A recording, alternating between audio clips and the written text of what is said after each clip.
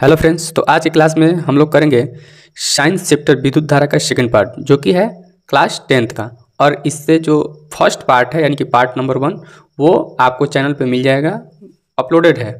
चलिए तो फटाफट हम इस क्लास को भी स्टार्ट करते हैं। तो हमारा पहला क्वेश्चन है कि 1 जूल का मान होता है।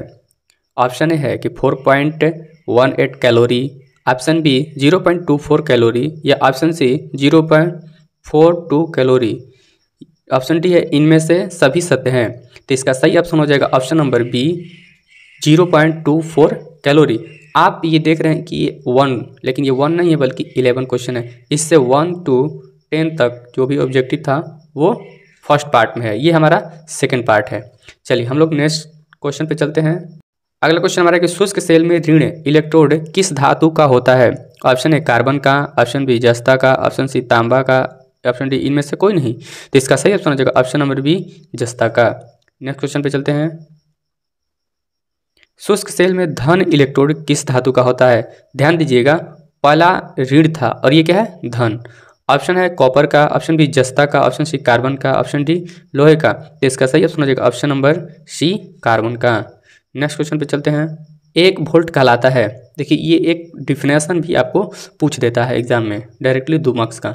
चलिए तो यहाँ पर हमारा ऑप्शन है कि 1 joule per second, option B 1 joule per coulomb, option C 1 joule per ampere, option D इनमें से कोई नहीं। तो इसका सही ऑप्शन हो जाएगा option number B 1 joule per coulomb. Next question पे चलते हैं। विभवांतर मापने वाले यंत्र को कहा जाता है। विभवांतर मापने वाले यंत्र को कहा जाता है आमीटर, वोल्टमीटर, गैल्वेनोमीटर या इनमें से कोई नहीं। तो इसका सही ऑप्शन हो जाएगा ऑप्शन नंबर बी वोल्टमीटर, विभवांतर वोल्टमीटर। चलिए नेक्स्ट क्वेश्चन पे चलते हैं। किसी कुंडली का प्रतिरोध ज्ञात करने का सूत्र R बराबर V इंटू आई, R बराबर V बटा आई, R बराबर I बटा V। ये जो पहले क्लास में भी हमने बताया था कि ऐसा जो दिखे उसे बटा यानी कि भाग कहते हैं। जैसे I बटा V है, इसका मतलब क्या है 1 बटा में V। और ऑप्शन डी है R बराबर V माइनस आई। तो इसका सही ऑप्शन हो जाएगा ऑप्शन नंबर बी R बराबर V बटा में आई। नेक्स्ट क्वेश्चन पे चलते हैं। बिजली के फ्यूज का तार बना होता है। देखिए वेरी वेरी इंपॉर्टेंट यानी कि VVI ये ऑब्जेक्टिव मान सकते हैं। ऑप्शन है टीन का, ऑप्शन बी तांबे का, ऑप्शन सी तांबे और टीन दोनों का, या ऑप्शन डी इनमें से कोई नहीं। तो इसका सही ऑप्शन हो जाएगा ऑप्शन नंबर सी तांबे और टीन दोनों का होता है ये फ्यूज। चलिए नेक्स्ट क्वेश्चन पे चलते हैं। बल्ब के तंतुओं को बनाने में टंगस्टन का उपयोग होता है, यानी कि जो बल्ब बनता है उसका फिलामेंट होता है वो टंगस्टन का होता है, टंगस्टन का होता है। इस प्रकार से जो रहता है ये वाला। तो ऑप्शन ए है क्योंकि इसका गलनांक 3380 डिग्री सेल्सियस है इसलिए, या ऑप्शन बी है क्योंकि यह निम्न ताप पर पिघलता है, ऑप्शन सी क्योंकि इसका गलनांक 100 डिग्री सेल्सियस से 200 डिग्री सेल्सियस के बीच है, यानी क्योंकि इसका गलनांक 100 डिग्री सेल्सियस से 200 डिग्री सेल्सियस के बीच है, ऑप्शन डी है क्योंकि इसका गलनांक 3000 डिग्री सेल्सियस है। तो इसका सही ऑप्शन हो जाएगा ऑप्शन नंबर ए क्योंकि इसका गलनांक 3380 डिग्री सेल्सियस है। चलिए हम लोग नेक्स्ट क्वेश्चन पे चलते हैं।